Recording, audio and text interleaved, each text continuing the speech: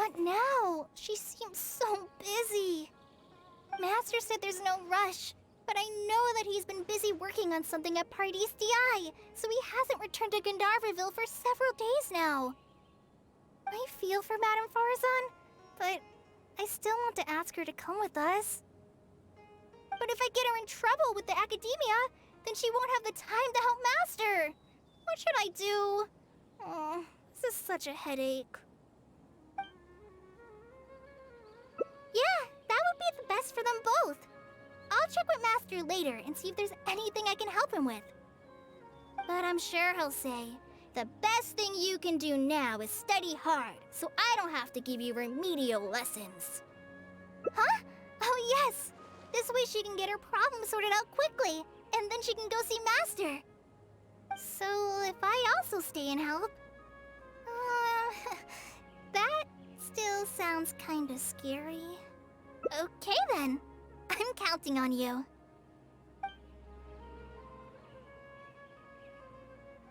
Huh. I have to teach students from Haravatat or owe Ksharawar a favor. It strikes me that they might be even less happy about such a deal than I am. I think I can sympathize with them. We're back, Madame Faruzan. The Traveler said that she can stay and help you. Oh, why I couldn't ask for more. In fact, I'm rather curious about the type of person the Traveler is. You were the one who taught Azar a lesson after all. That said, will I be troubling you? Is that so? Good. It does so happen that I do have something I need help with. Now, should I apply to teach a course with Haravatat, or join the collaborative project that Ksharawar is proposing? Honestly, I don't want to choose either of them.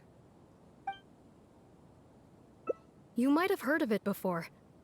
Haravatat is an academic faction that researches languages and runes. 100 years ago, Madame Faruzan was a researcher from that darshan. Now, not was. Still am. Yes, of course. But current Haravatat students can't really...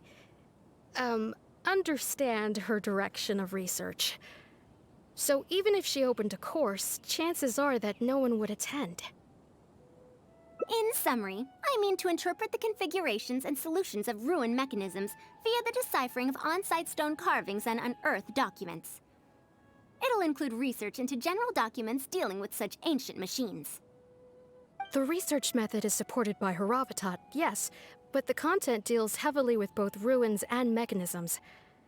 This will make it difficult for students of this darshan because they don't understand much about mechanisms.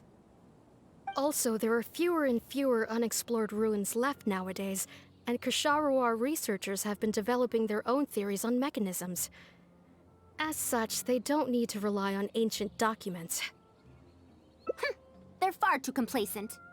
Ancient mechanisms are more dangerous and complex than one might imagine. I'm telling you, things weren't like this 100 years ago. All researchers back then were interested in exploring knowledge from a variety of topics.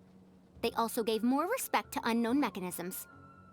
Nowadays, all people are interested in are mainstream subjects in popular research. Even if they attended my course, I wouldn't be interested in teaching them. Also, the people here think that my research is outdated and unrealistic, so they keep cutting my funding. Why, I think they could all stand to learn from Kale. She's a hard-working child and respects her elders. Huh? Why me? If only those who came to my lectures were more like you. Speaking of which, are you feeling better? You don't have to confine yourself to Gandharvaville anymore, right?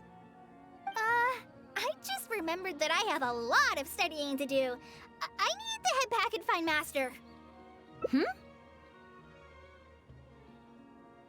Are you telling me to start a reading course for Kale? Huh?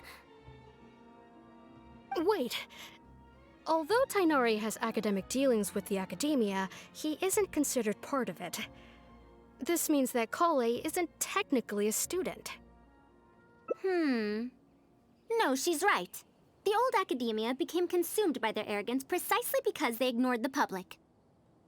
There must surely be many people like Kale and Sumeru who are passionate about learning, but cannot study due to various reasons. The old academia paid no heed to them. But if I start a reading course for Kale as a pilot, perhaps this shall come to benefit many more people in the future. I'll need to go back and ask if this is in accordance with regulations. Oh, save yourself the extra trouble. I'll come with you. If there's any arguments to be had, we shall sweep them aside together. Traveler, Kale, do wait for us a little while outside the academia. I'll be back in just a moment. Wait! Let's catch up with her.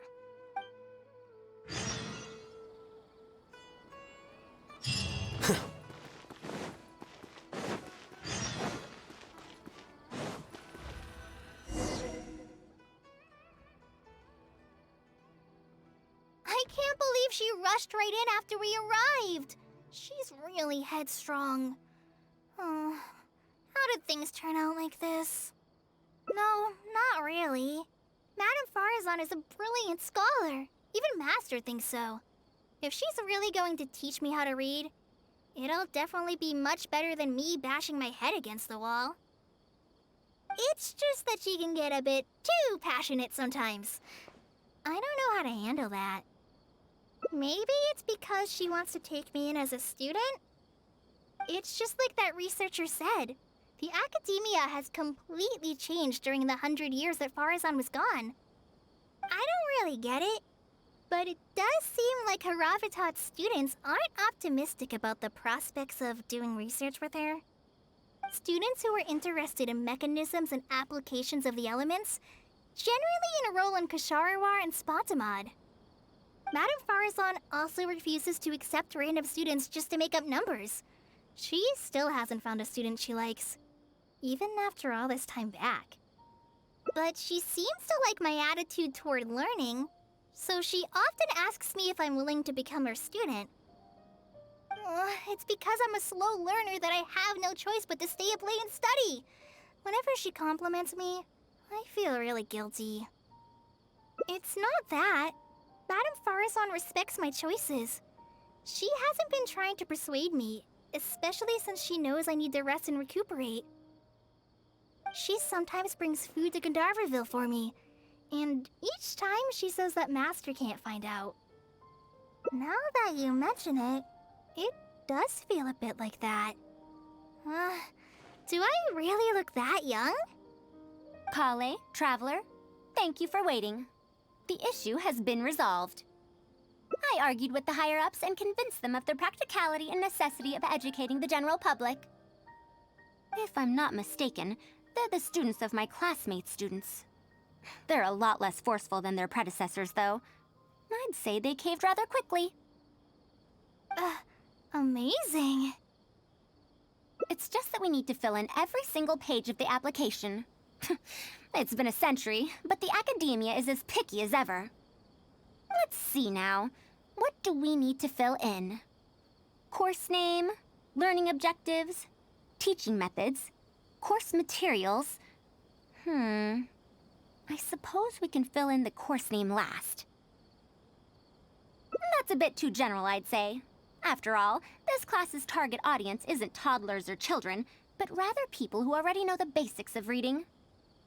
As such, we'll need a more specific learning objective.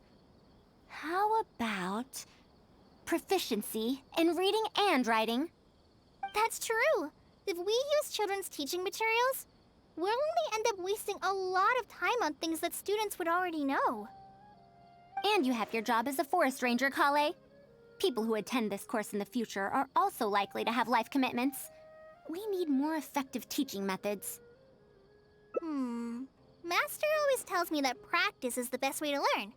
That's why I often ask him to help me find simple books to read. It must have been difficult to get books in Sumeru in recent years, no? Tainari really went the extra mile for you. Expanding literacy is a capital notion. Now that the academia is easing restrictions on the circulation of books, there should be more people who have become interested in reading. It's a great time to conduct this course. So that's next on the list. I fear that I'm at a loss as to which books youngsters like nowadays. Would The Legend of Antara be too old of a story? Fair. Kale, what have you been reading lately? Me? I've been reading light novels from Inazuma. I heard that ever since we were allowed to sell books in Sumeru again, some people set up stalls at Treasure Street to sell light novels. I've been meaning to go there and check it out. Light novels? This is my first time hearing about such a thing, but I doubt I will procure suitable teaching materials from the House of Dana. Treasure Street it is. Wait for us, Madame Faruzan! You wouldn't think someone as fast as her is over 100. Let's pick up the pace and catch up to her.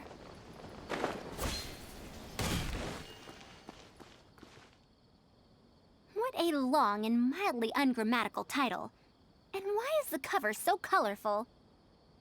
Is this your first time seeing a light novel, ma'am? Oh, they're the most popular of books nowadays. Would you like me to recommend something? Fine. One shouldn't judge a book by its cover after all. Maybe browse through the books here. Of course. Why don't you try this one? It's Outlander Brigade, When the Wind of Death Blew Towards the Blonde Samurai. I heard that this book's author describes action in vivid detail. Now I've only skimmed through a few pages, but it feels like it's all fight scenes. There are only subjects and predicates, and the syntax is a tad simple. Subjects? Predicates? The protagonist just ends up fighting in every scene with no proper build-up. Will anyone even enjoy a story that's only comprised of fights? How about... the good thing about being reincarnated as a hilly churl is that I only need to eat Sunsetias to become stronger. A reincarnation isekai story? Those are pretty popular right now. Isekai? What in the world is that? Also, why does it become stronger by eating Sunsetias? Tropes? Those fictional rules used to push the plot forward, yes? They're definitely effective in achieving a distancing effect. Sorry. What is this distancing effect? However, this book doesn't explain how reincarnation correlates to becoming stronger. Such an illogical rule will affect the coherence of the story. Will readers really accept this? How about this? I had to fight tooth and nail to get this in stock. Oh, that's the latest volume of Onibudo! Now that's a rather normal title length. Oh, Kale, do you like this series? Yes, but I don't like it that much. Madam, are you going to use this series as teaching material? Let me see. The dialogue flows quite well, but there are too many phrases here that I don't recognize. Third eye of perception, illusory mirror, and so on. Are these terms that are tied to tropes? I also thought those names were strange when I was reading them. It's impossible to derive the meaning of these phrases in isolation. Also, their morphological properties are quite pedestrian, really. Or did the protagonist purposely create these strange names to disorient their foes? So there's no deeper purpose. It's quite hard to understand stories written these days. You're right. It's such a weird book. But you keep wanting to read the next page. Even the most popular book in Sumeru back then had greater depth than anything written today. Yes, a Bahumano researcher wrote it while researching folk legends. The plot had many twists. The world building was fantastic, and even the writing could withstand scrutiny. When it was still being published, many people in the academia were reading it. Even the sages back then all described the story as a timeless classic. The series must have concluded after so many years, right? Perhaps it's even more popular now. Is there a book like that in Sumeru? I've never heard of such a thing before. What's the title? It's called Tales of Shariar. Do you sell it here? Tales of Shariar? I don't think I've heard of that before. When was it published? About 100 years ago. 100 years ago? Are you pulling my leg? What sort of book can remain popular for 100 years? The The legend of Antara is popular to this very day, isn't it? I just heard someone telling it a few days ago in a cafe. If an old story like that is still being shared, then Tales of Shariar must be even more popular. Even if that is the case, I really don't carry that book here in my store. What? Is that because of the Academia's strict control over books in recent years? I can't believe they've allowed the people of Sumeru to become so uncivilized. How can they not know about the Tales of Shariar? Tales of Shariar? Oh, wait! I think I heard an antique seller on the other end of Treasure Street mention that name before. I mean, it is a book from 100 years ago. Why don't you try asking for it there? Tales of Shariar is considered an antique now? How could the Academia have let such an excellent work of literature be forgotten like this? Traveler, Kale, I'm going to get to the bottom of this. Let's meet at the antique sellers. Madam, wait! Oh no, this is bad. You asked me why I'm scared of Madame Faruzan, right? It's not because I don't know how to respond to her kindness. It's because I'm afraid of that ancient language she researches, because I can barely understand any of it. What if she uses ancient texts as teaching material? Even so, what if researchers from 100 years ago like to use ancient languages in their books? We've got to catch up to her!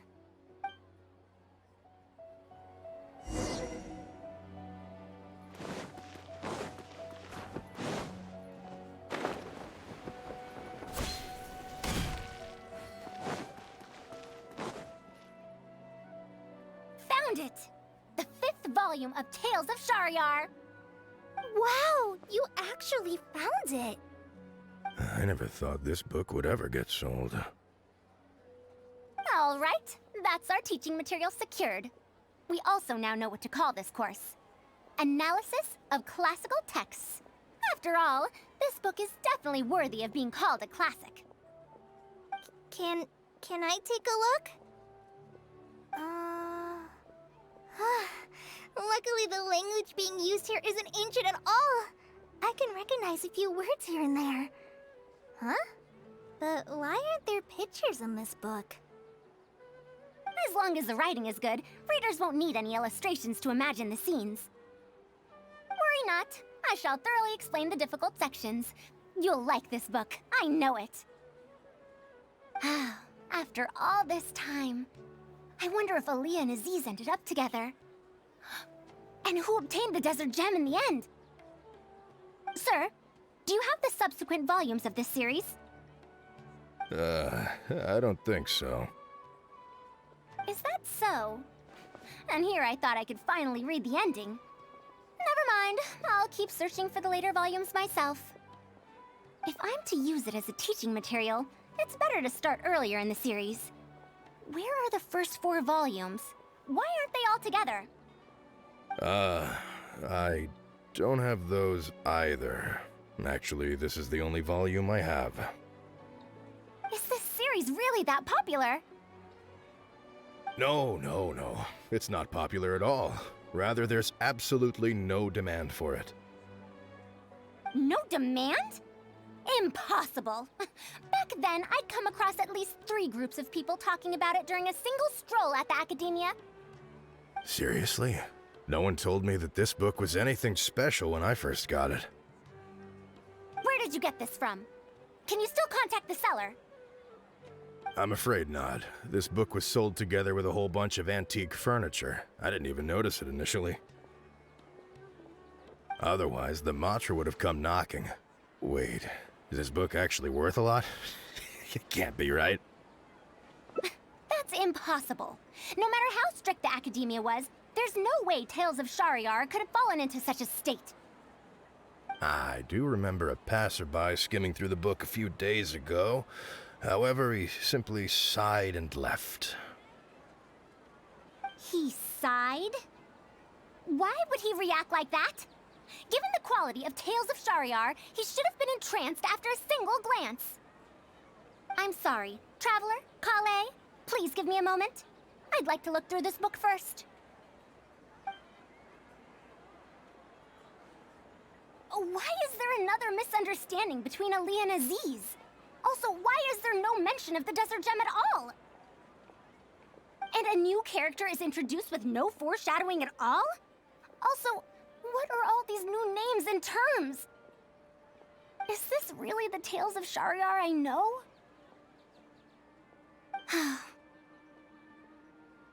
Well, that passerby reacted in much the same way. It's Mada from the cafe over there. You know, the fellow who spends all day telling the legend of Antara. Since that's also a very old story, maybe he knows a thing or two about that, Tales of, whatever it's called. Then let's go ask around at the cafe. Huh? Madam Faruzan? Huh? Oh, yes. Let's go.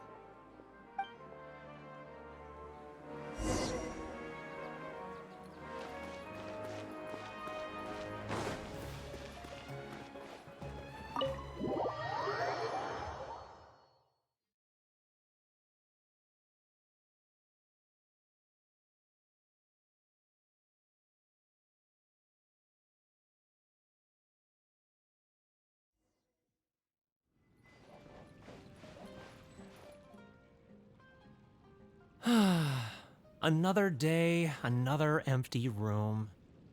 Excuse me? But are you Mada? Yes! Are you here to listen to my story? Well, we actually came to ask about something else. I see. Sorry. It's fine. I'm used to it, more or less.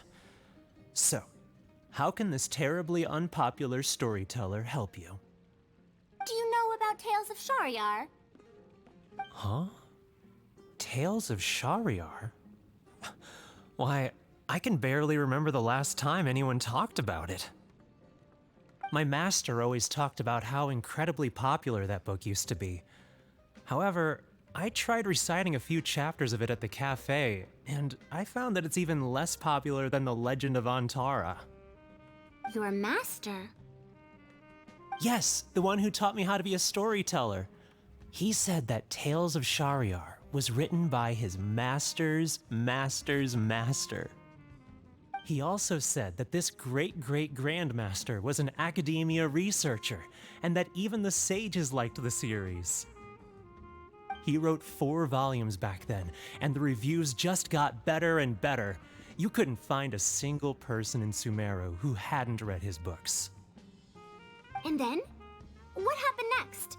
Why doesn't anyone know about Tales of Shahryar now?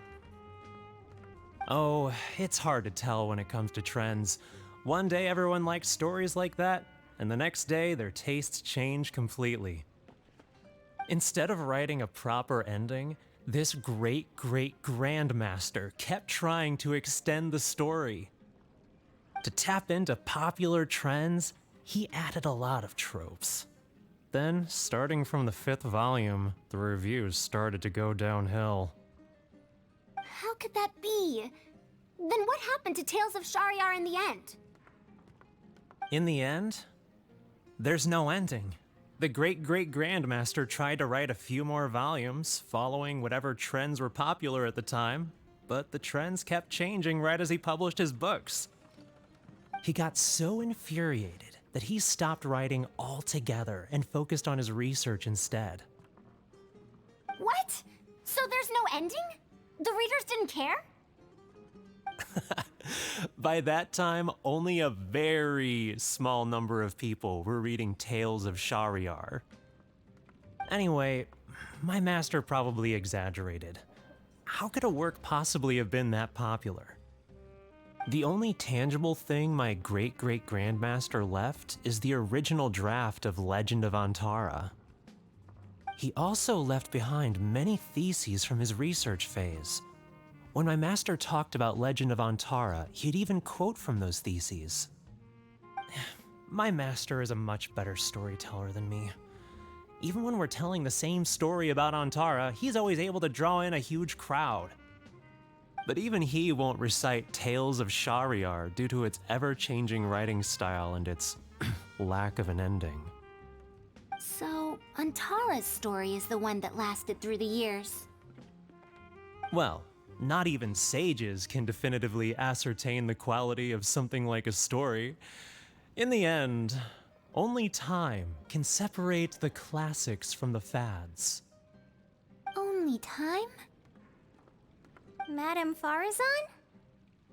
It's been 100 years. Perhaps some things I once believed to be great aren't so after all.